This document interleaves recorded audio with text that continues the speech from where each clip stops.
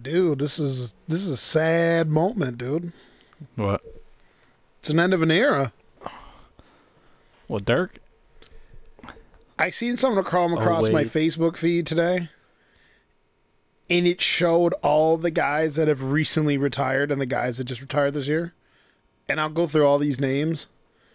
Dirk Nowitzki, Manu Ginobili, The Truth, Paul Pierce, Ray Allen, Kobe Bryant, Tim Duncan, Kevin Garnett, and my favorite player of all time, Dwayne Wade. Dude, that's like our childhood, man. Manu, dude, that's like our childhood. Parker will be retiring soon, probably. All the dudes that we loved watching when we were kids, Steve Nash, they're all retired.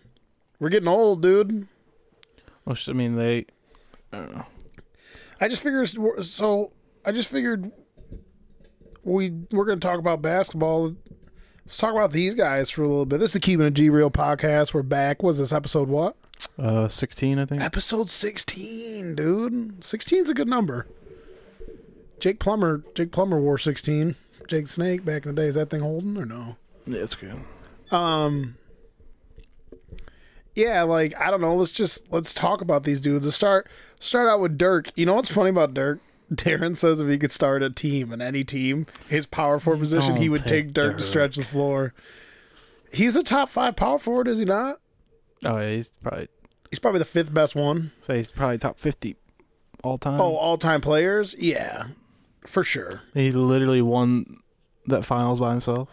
Dude, speaking of that, I went back and watched a highlight of his play throughout that finals run.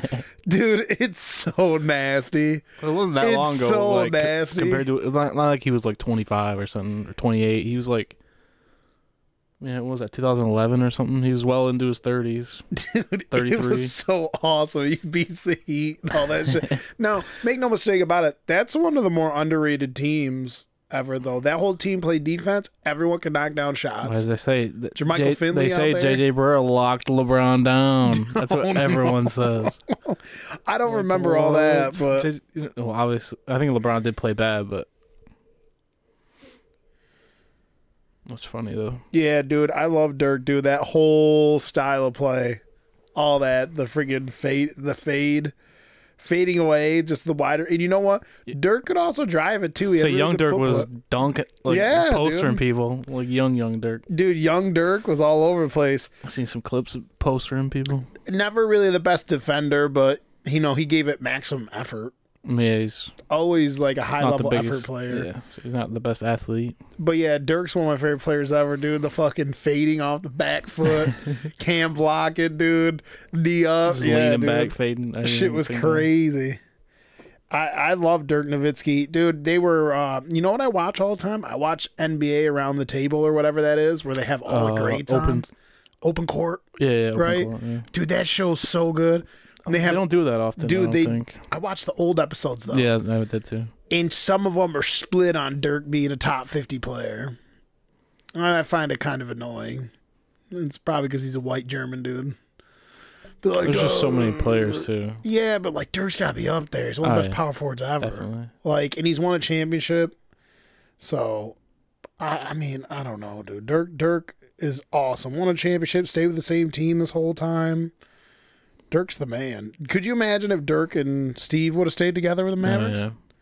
That'd have been dirty. Yeah, but Steve Nash's team also became pretty dirty, though. The Suns teams became pretty good. Yeah, because Steve Nash was dirty. Nate and I argued about that the other day. Oh, a few weeks back. But I said that team was only good because Steve Nash was so good. Amari Stoudemire is one of the most overrated players ever. All the dude could do was dunk the damn basketball. And he wasn't even that good of a rebounder, and he didn't defend anyone. Steve Nash made Amari Stoudemire's career. He didn't have anyone to pass him the ball the way Steve got the ball. If you're just a dunker, it's fine if you got Steve Nash dishing it to you. Yeah, like Amari Stoudemire wasn't a shot creator. He didn't defend no one. I'd like to see what Steve Nash's plus minus is. Right. He's got to have a super high plus minus. And he could have. He could have scored more too if he wanted to. For sure. He's just unselfish. His field goal percentage and stuff was always crazy. When he was in his prime, he was averaging around 19 points a game, and that's with dishing out 13, 14 assists a game. Yeah, I don't know what his career is probably, I don't know, 16, 17 points or something, 10 assists.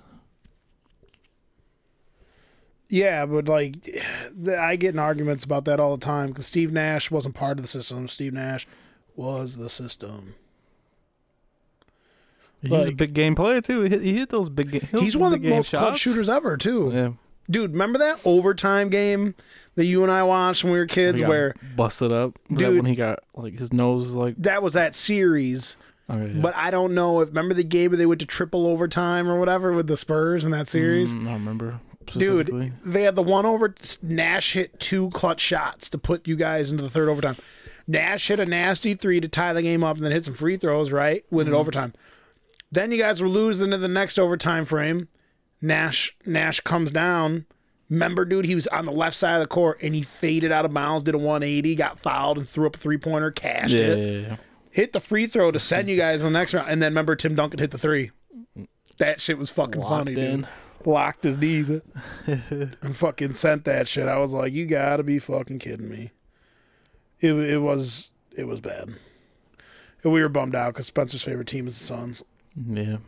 But yeah, today we're going to be talking about the NBA playoffs. Yep. We got the bracket up here, but there's a couple other guys I want to talk about. Skip was freaking out over Manu Ginobili, and I love Manu Ginobili as a player, and he's one of the more well-rounded, ultra-skilled players. But Skip's like, he took a back seat on purpose. How many guys could be that good and take a back seat? And I agree with all that stuff like that, but I mean, he didn't really get to optimize his potential, I would say, probably as a player. Yeah, but just because you think he would have been, he would have done more. He probably wouldn't have won all alone. He still didn't. I mean, champion. He still came off the bench, no matter what happened. I mean, you can only go by what happened. And then Ray Allen, I liked Ray Allen as far as like the fact that he didn't miss and shit like that, but Ray Allen was nasty early in his career. People forget that. Kids our age, a lot of the kids our age go, oh, they just picture Ray Allen shooting up, spotting up in threes. Do you remember how good Ray Allen was when he was in Seattle? Not too long ago, yeah. Nasty, could drive, could defend. Yeah. How do you feel about this Paul Pierce and Dwayne Wade shit that's been going on? You seen any of that? Yeah, but I don't think they're not the same position. I just think Dwayne Wade's, I think, obviously better career. I don't know about player, but his career is obviously better. I guess it depends on what you like about a player. I would say Dwayne Wade was the more well-rounded player and the better athlete. Definitely. Dwayne Wade played defense. Yeah, crazy defense. Yeah. Tons of like all-first, all-star, all-team defense, defensive MVP. Blocking centers. He's got his wingspan's crazy. Yeah, I think he's got the most blocks all time of shooting guard or some shit. I think so. Like, his only deficiency is he's a 30% three-point shooter from all time. And then everyone's like, oh, Paul Pierce games traded late today. But we're talking about the length of their careers. They played in 2 different styles of basketball. They played back when it was super physical, and they played towards the time where everyone was just shooting threes. But if you're just comparing player versus player, it's a little harder than comparing their careers. Their careers, it's night and day. Yeah. Dwayne Wade's is better, but and then there's nothing much we really need to say about Kobe because Kobe's Kobe.